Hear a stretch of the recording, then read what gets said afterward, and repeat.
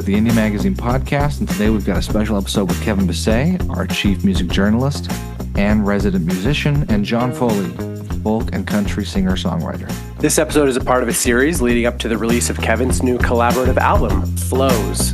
Enjoy.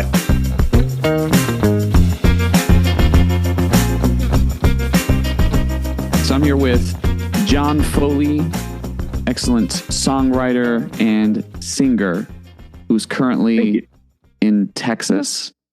Yeah, I'm in Austin right now. Dope. For South by Southwest, or are you doing the other thing? Yeah, for South by. Sick. So much talent already at South by Southwest. I haven't even looked at the lineup. The last year I came, I just wandered around, and it was the most fun I'd ever had. So yeah, I'm hoping to see a lot of cool stuff here. Sick. Okay. So first, tell us a little bit about you so people know what's going on with John Foley.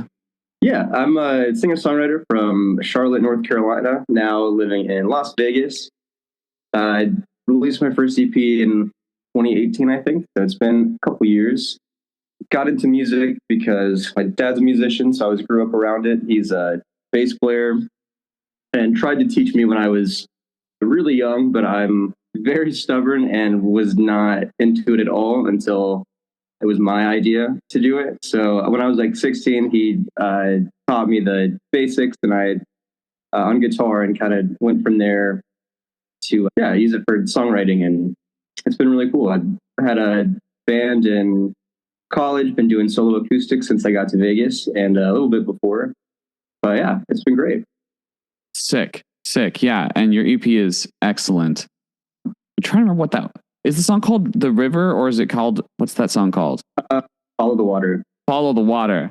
Yeah. Oh, that song's so freaking good. That song and Aces High are both excellent for those wanting to check out more John Foley. Thanks. Yeah, those are two of my favorites for sure.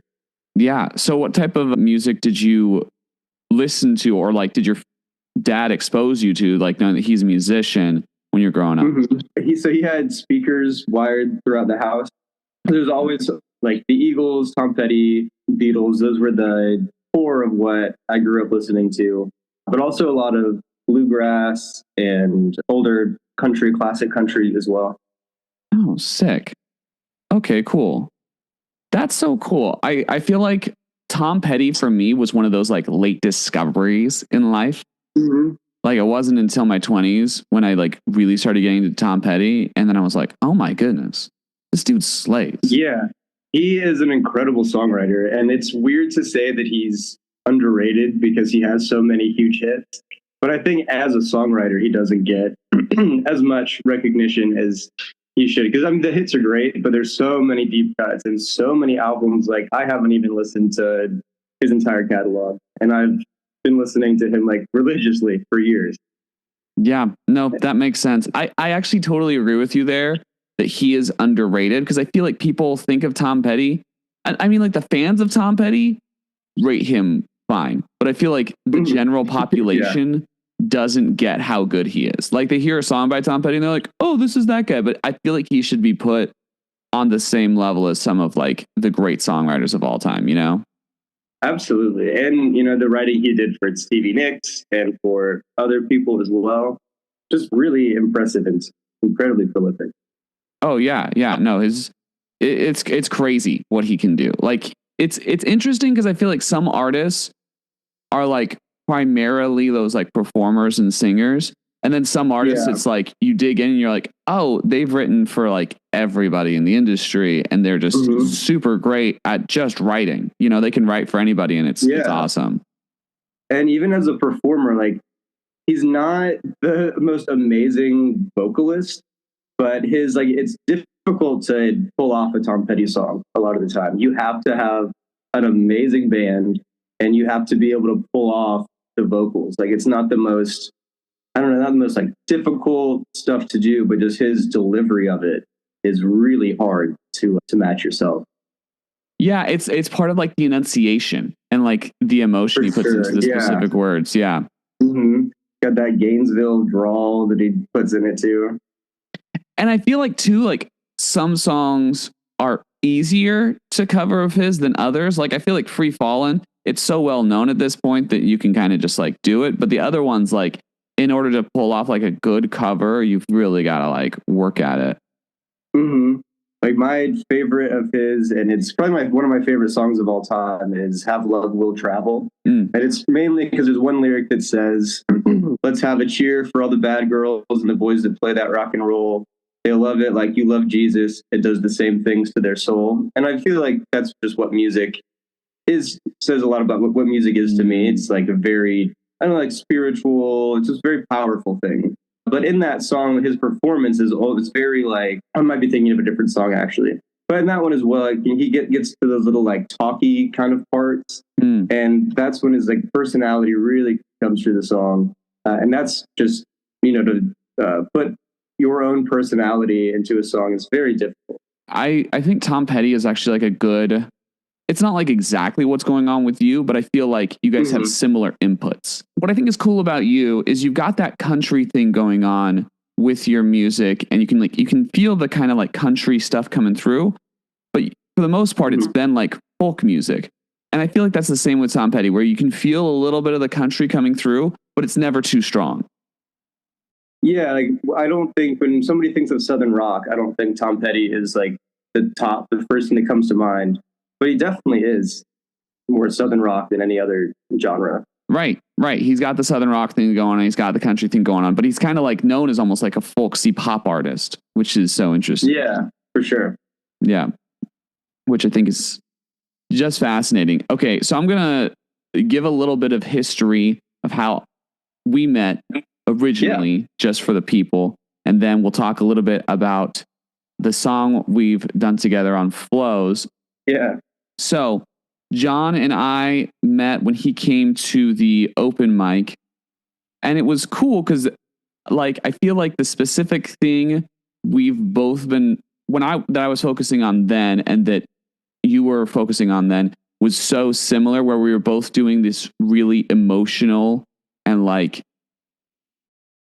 folk music that was very like hitting on things like depression and suicidal tendencies and stuff.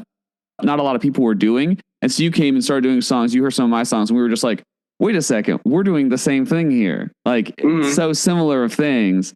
I thought that was so cool. And so then we instantly started writing together. We were just like, hey, let's get together and start writing. And so we've just had like several sessions of just getting together and writing some songs. And very productive sessions too. Like I think the first one I had brought in songs that I had either a chorus or a verse that I really liked, but hadn't been able to find where it needed to go after that. And I think some of them I had been sitting on for years that I would just every now and then come back to and try to work on and be like, I don't know, it's not working. And then we sat down and in like 15 minutes, 2 or 3 of those songs were done. Yeah. I was like, this is amazing. Holy shit. Yeah, no, it's really great. It's cool to find someone that you write well with. Like I love that feeling of being like, oh, this is good. This is quick. It's weird because I'd had so many in a row at one point that I got with someone who I didn't write well with. And I was like, the heck is going on here? Like, why isn't this working? Because when it works, it's so just like fluid and it just makes sense and it's fun. Yeah, I've definitely had those sessions too. Where you try to, and for whatever reason, you're just like, end up staring at the paper or staring at each other and you're like, I don't know what's happening. Yeah, you're like, this sucks. And it can get like awkward. Yeah. Yeah, it is. Yeah, it's so weird. But you can never predict when it's going to work. So I feel like you almost just have to grab whoever you meet who you think is good and just be like, hey, I like your stuff. Let's try it. Absolutely. Yeah. And so after that songwriting session, and in general, just like hearing your voice the first time, because you have like a bit of a Brennan Urie thing going on, but it's not quite a Brennan Urie from like Panic at the Disco thing. It's like it's taken its own form and it's become your voice, but there's similar intonations in that like kind of darker tone that I really liked. And so instantly I was like, oh man, I want to do a song with John. Like it's funny because we've written so much, but this is the first song we've actually done together. And I like where it's actually like a recorded thing coming out. So it was, I was just excited to finally think up like, oh, okay, I'm going to put John Foley, this like folksy country guy, on my hip hop album, which I feel like worked really well, but Yeah, it's definitely the first time I've done a hook on anything remotely hip hop. So that's it was cool. Yeah, it's dope. So I want to hear your perspective because I kind of sent you just like the first verse with the track and like a space for a chorus. What was your reaction like first getting the track? How did you think through it? Well, so the track's called Procrastination. Right. So right off the bat, I was like, that's something I relate to. I don't do anything until I absolutely have to. I listened through and it was cool. Like I liked the track. Like, and then right before the hook comes in, I was trying to think get ready to think of what would go there. And then you end with like this little spoken bit about the Atlantic slave trade. I was like, oh, how do I come in after that? Yeah. Yeah. I mean, for those who don't know, you just got to go listen to that song right now. Yeah. I was just like, I wanted to capture like that feeling right before, like when you're procrastinating something and you just go off and study a completely different topic that has nothing to do with what you're trying to do. And you just get really excited to tell somebody about this stupid random fact that you figured out while procrastinating. And it's a great emotion, but it's such a funny lead into a chorus. It's the most ridiculous thing. Yeah, it definitely caught me off guard. I was like, okay, what do I do after this? You're like, how do I come in? Yeah, exactly. And then we were talking about just like procrastinating and trying to do things in general, I guess. And we had like a few nights before I ended up, I don't know what I needed to do, but I played solitaire for like 3 hours instead. And I was like, this is the most ridiculous way to kill time. Like, it's not even, I'm just clicking buttons. It's not even skill. It's all luck. And so that's why the solitaire line made its way into the song. It's just the most ridiculous thing to be doing instead of doing anything else. It's legitimately so funny. That line, one more round of solitaire, promise that I'll be there. And that's what it really was, like, okay, just one more round and then I'll stop. And then I would lose and be like, okay, just one more. I love it too. What I love about that line, and I think in general, this is true for your songwriting, is there's like this personal application, right? Where it's like, there's something insanely personal to you. Because not everyone plays solitaire to try to procrastinate doing things. But it's so relatable at the same time. Like everyone knows what solitaire is. They know what a time suck it can be. And we all have our own solitaire, like that thing that you're just like, oh, you can't stop doing, or once you start, you just like can't really pull yourself away from. And I don't even play solitaire like that. It was just, I don't even know how I got onto it that day. It's perfect though. It's cool when like that happens. Like you probably, when you were playing solitaire, you're like, this is stupid. I shouldn't be doing this. Yeah. And then it was the dumbest way to spend my time. And then it was perfect. We turned your procrastination into a great song lyric. And there it is. Right. Which is amazing. I feel like that's what everyone should do. They should find whatever they do that's super distracting and somehow make it incredibly productive. Yeah. So were you procrastinating writing other songs when you wrote this one? No. So here's the funny thing. And I hate to admit this because I feel like it takes away from the mystique a little bit. I don't procrastinate really ever. Oh, right. I'm like super on top of crap. Yeah, no, I don't. I wish I could delay it.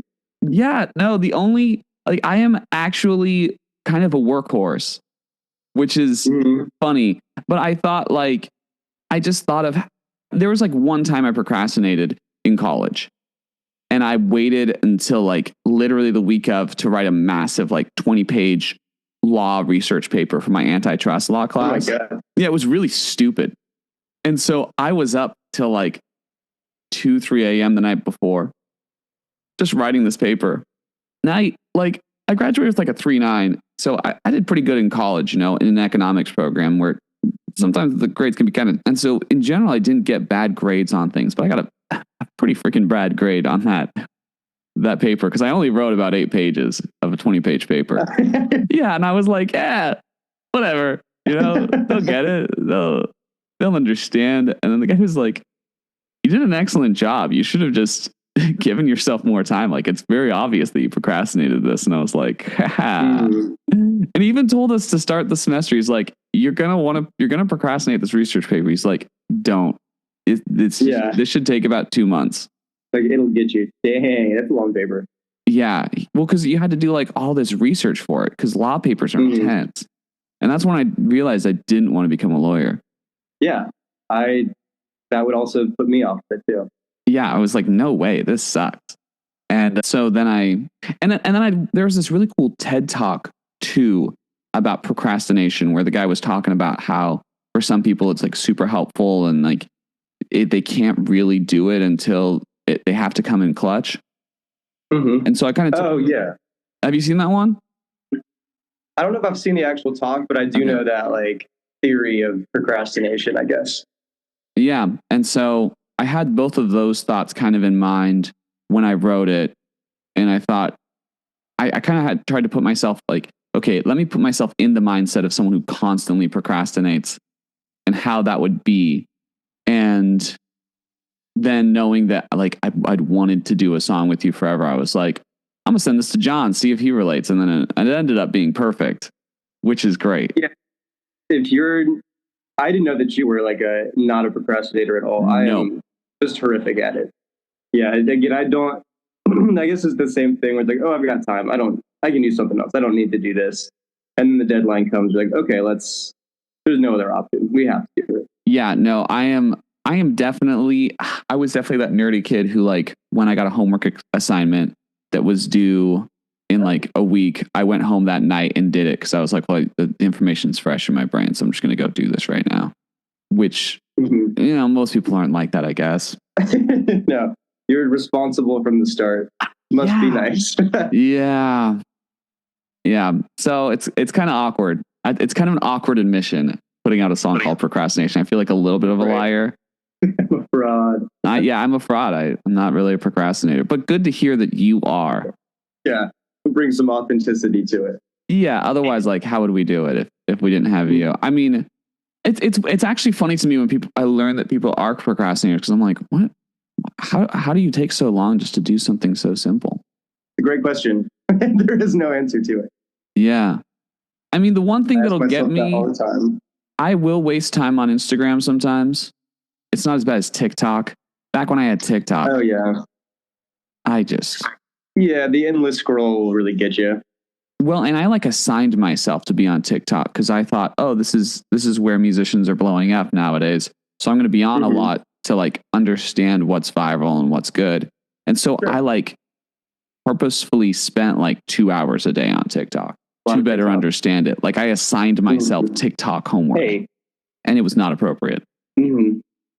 It was not appropriate. Yeah, I couldn't blow up on TikTok, but and then I switched over to YouTube and I've had a lot more success there. But yeah, no, that's a time suck. That's a time suck. For sure. So how have you developed your songwriting skills? Like what's helped you become the talented songwriter you all are today? Like how did that start? I think I still have the first song I wrote. I was 6, I think. It's called Rocky Road, and it's on some notebook paper somewhere at my parents' house, I'm sure. I think when I remember it was, I don't even remember any of it. Something like Rickety Rockin' down Rocky Road or something. Rocky Road was a street in my neighborhood. Okay. But yeah, so I guess I've always liked writing and enjoyed reading a lot and just listening. Like songwriters have always been my favorite musicians. Never really got into instrumental bands too much. I just like lyrics, and lyrics is like the main thing that I love about music and singing. So I just was writing a lot, and I guess in high school and college, I had a few notebooks that I would just write a lot in. And then when I got in college, my friend was putting together a showcase in Charlotte and asked me if one of my dad's bands wanted to play. And my dad was like, I don't think we can do it, but you should. And so that's how I got my first band together for that show. And I think we did 8 songs, like 4 originals, 4 covers, 2 of which were Tom Petty songs. Perfect. And then I started to record the Premonition EP, which was recorded in my parents' basement. It sounds like it was recorded in my parents' basement, but it was a cool, like, your first attempt to really record and do it. And I don't know, I just went from there. Writing has always been like a therapeutic thing for me, which is why all my songs are so depressing. I don't think I've ever written a fully happy song. When I'm in a good mood, like, I'm not alone in my room writing. I'm out being in a good mood. When I get drawn to write, and I've never been one who can really schedule myself to write, it just comes when it does. And it usually, when it comes, is usually when I'm going through it in some way or another. So that's been music was always my outlet to deal with stuff. So, you get it, especially as an overthinker, things spiral in your head. When you put it on a piece of paper, then it's like, it's a finite thing. There's a beginning and an end to it, and not an endless, spiral of misery in your head. Yeah, I think that's so, like, evident too in the stuff that you put out, because you can feel a struggle against something, I feel like, constantly in your songwriting, which is cool. So when you get like a song coming in your head, is it normally like, hey, you're super depressed, so you just feel like you need to start writing, and then you start writing and it's great? Or is it like you have a melody, you happen to be feeling sad, and then you start writing? It usually starts with a lyric. And okay. So I do keep like just a notes app thing on my phone for little phrases that I like that I'll throw in there. And sometimes I'll go back through when I'm writing other things and like flesh those out. So it's not always like purely driven by emotion, but it usually is. That's when if I like sit down and start to finish write a song in one sitting, it's usually like, because I'm going through something. Hold on, what was the question? No, that answers the question. That was a perfect answer. Yeah. Oh, how do songs start? Yeah, normally with a lyric, and then I'll usually have a little melody in my head, and that's usually how it starts. And then I'll try to put it to guitar. Will the melody and lyric come together for you, or are you more like you think of an interesting lyrical idea and then you put that to a melody? Usually I have the lyric and then I just kind of sing it and hope that a decent melody comes from it. But every now and then there will be a melody, and I'll like a little catchy something that I like, and then I'll try to put like a hook type thing to it. Okay. Interesting. It's so interesting just getting different people's perspectives, because I feel like most musicians I know are not like lyric first people and are not as obsessed with lyrics. But people like you, and then also my friend Cody McCracken, who goes by Dak as a rapper, he's also incredibly just like lyric focused, and he's a writer first and foremost. And I feel like it's so evident in your guys' writing, where you listen to the song and you're like, this guy thought through each of these words. Such like interesting word play. Yeah, I think maybe for me, I focus more on lyrics and vocals because I'm not a great guitar player, and I've never really been drawn to guitar or any instrument. Like the only reason I learned to play guitar is so I could have something to sing to. But for me, as always, like singing and writing have been what I really like. That's why I do music. And I think so I don't have like a formal music theory background. And I think that's probably a reason why I start with lyrics and just like melody as well. Because if I sat down and tried to write on the guitar, it wouldn't be very interesting. That's not my wheelhouse. Right. Because you don't even see the guitar as like a primary instrument to play on. You see it as this is an accompaniment to my singing, and I need something in the background while my vocals are going on. Exactly. Yeah. So interesting. And I feel like it shows somewhat in how much attention you pay to your vocal performance, especially like in a live setting. I remember the first time we wrote together, we were just writing, and I feel like your talking voice is fairly distinct from your singing voice. And so we're just like talking, working on stuff. And then you just start like singing to stuff. And I'm just like, holy cow, listen to this guy's voice. Like, where did this come from? It's such like an off-putting thing because your talking voice is one thing and then your like singing voice, even when you're just like thinking through an idea, you know, because I feel like when I'm thinking through an idea, my voice takes on much of more of this like in between my talking and singing voice, where I feel like you instantly like hit up your singing voice and you're like, I gotta do this how I would do it to understand it. And it's so fascinating to me. Yeah, true. Well, thank you. I think I'm confident in my singing. I think I'm a good vocalist because that's what I've focused that's what I practice instead of guitar. So I do exercises and warm-ups a lot. I think a lot of people don't think of voice as something that can be trained and developed. A lot of people, and not just musicians, just like people in general, think you can sing or you can't. And certainly people have, like, you know, Beyonce, she was an amazing singer before she did vocal training, obviously. But to train and like spend time with it, I think that's what makes my vocals a little bit different, is that I've really have practiced it like it's an instrument. And especially male singers tend to not do that. They're like, this is my voice, this is how I sing. And that's what they use. Right. It's kind of just like, that's it. End of story. Yeah. I don't need anything else. Yeah. That's a fascinating observation. I think it's so true.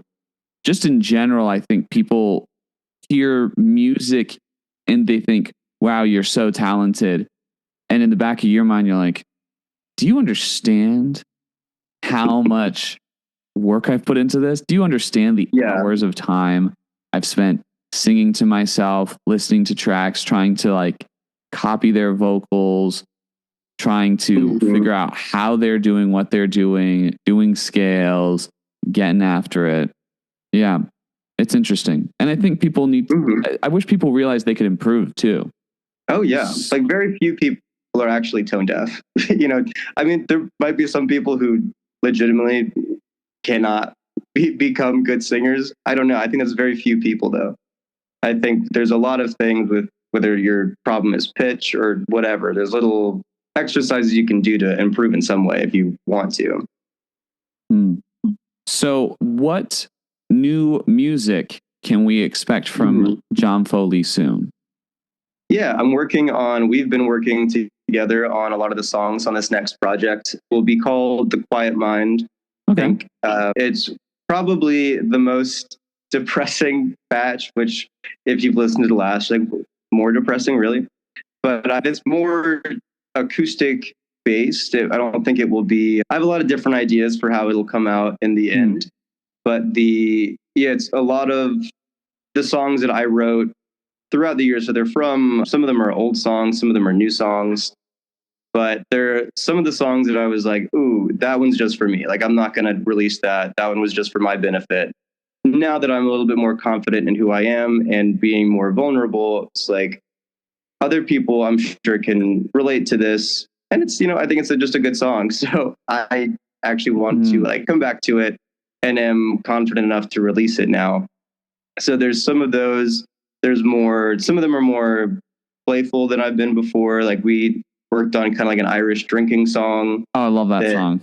That I brought in to be a very depressing like song about alcohol abuse. And then you were like, why don't we make it a fun Irish drinking song? And I was like, yeah, that's a way better idea. Let's break up the album because people are not going to be able to get through it if it's all just depressing sludge. I think what's fun about that song too is that it is still depressing, but it's masking the depression. Exactly. Just like alcohol. Yeah. It's like, hey, instead of just straight up confronting my alcoholism, I'm going to keep drinking. No, it's going to be fun. You know, we're having a good time. It's fine. Yeah. Who cares? I don't have a problem. Right. I'm just drinking for fun. Don't blame me. Yeah. It is very ridiculous. It's a great song too. Yeah. I think that'll be fun to do with a band for sure. That's but the first like sing along part that'll have in a song. Yeah, that's a good one. Yeah, I am excited for. I didn't know it was going to be called A Quiet Mind. I like that. I like the idea, the contrast too with that, where it's a quiet mind, and then you're going through like all the thoughts in your head that are there and that are sometimes kind of loud. So I like that dichotomy that you have. With That song I'm still working on. That's there's a song called Quiet Mind that as of now will be the title track. Things can change though. Right. But that one came out of, I've always have trouble falling asleep because my brain just goes and goes and goes. And some cats are going crazy. That was very distracting. And one of those nights just laying there, I thought like, oh, I long for a quiet mind is what started it. And that's where it's like, that really just encapsulates this struggle of being an overthinker and laying there and letting your, just not even having control of your thoughts going all over places. You're like, I just want to sleep. Like, just turn it off, please. Right. How can I be done with this and just chill? Exactly. Yeah.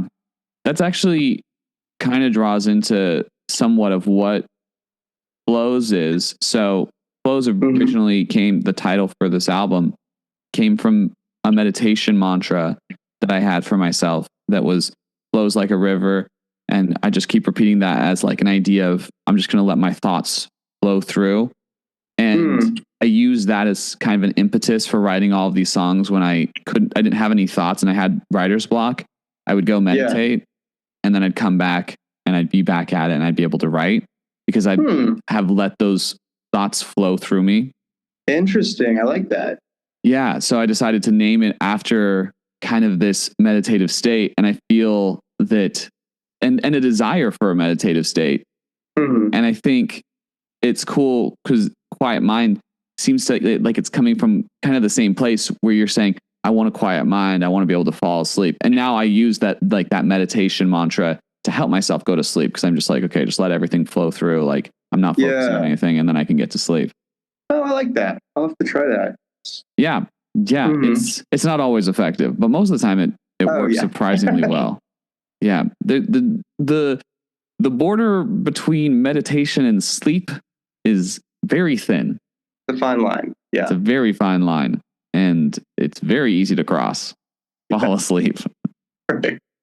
Which is not great when you're meditating, but it's great when you're actually trying to fall to sleep. Very true. Yeah.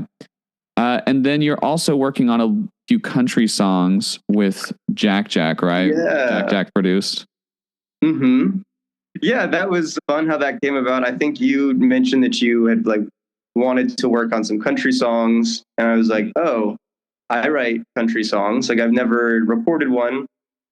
I don't really write that much dedicated country. Usually I used to write when I had writer's block, I would just write the most obscenely pandering, annoying country songs just to write something. And to remind myself that songwriting is not, it's not that deep. So it doesn't have to be perfect. Just it's fun. Doing this because you enjoy it. But I have written some that I think are decent country songs. And when you said that, I was like, oh yeah, I actually do have one that's almost ready to go. That was Carolina Gold. Right. We finished together. And then the other two, we wrote, I think, entirely together. Yeah, it's been fun. I'm excited for those to come out. I really liked how they're sounding and how they're progressing and all the different elements. Because I love writing country music, but producing it just doesn't make sense to me because I don't listen to much country music. I just think it's hilarious to write it. And so it's been really fun having Harley in there to say, hey, these are the elements we need in country music. Yeah. And kind of redefine the thought process for that.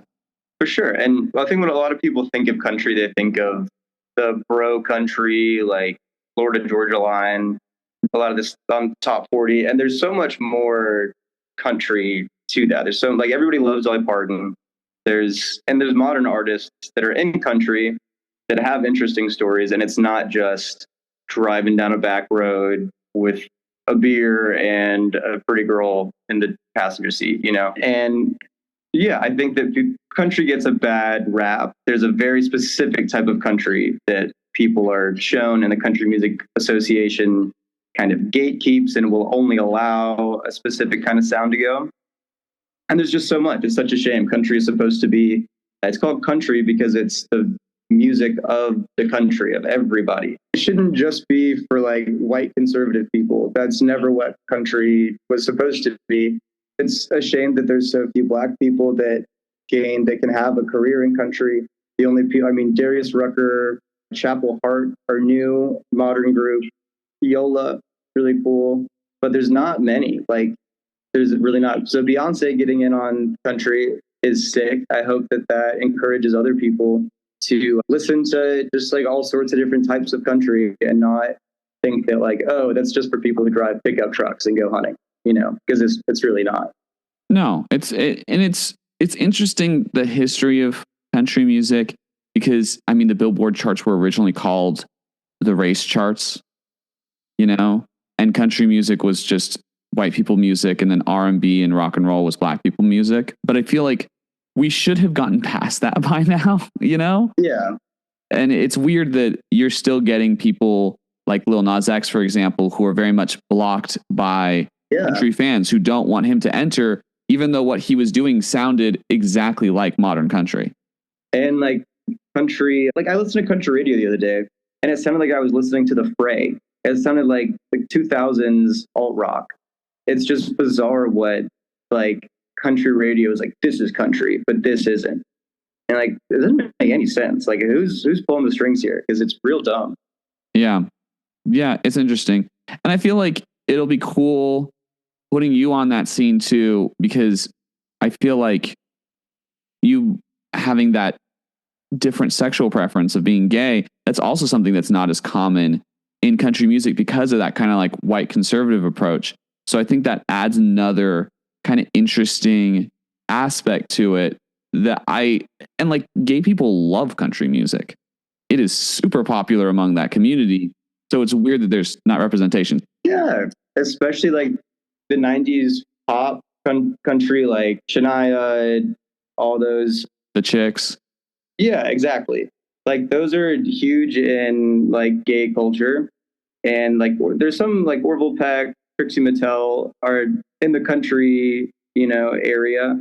But it still is, like just very limited. And I think that it's just because people have that idea of what country is. And it's just so much more. Yeah. And I think it can be so much more. And I think that's why it's so important to have artists like yourself showcasing some country music and showing like, hey, let's take this a separate direction than what you're used to. Open your minds a slight bit. It's still going to be country. Like, it's going to feel like country music. Yeah. But there's going to be a slight twist to it because of who I am, Yeah, absolutely. Yeah, which is very cool. Thanks for being part of this podcast series. For those listening, please check out more of John Foley's music. Follow this guy. He is super talented, and it'll be fun to see where his career goes from here. Well, thank you. And thank you for having me on the podcast and on the album. I'm really stoked to hear the full thing. Yeah, I'm so excited. And when does it come out? March 18th, my grandma's birthday. March 18th. We love it. Great talking to you, John. Enjoy South by Southwest. Hope you have the best time ever. Thank you. I'll see you back in Vegas. See ya.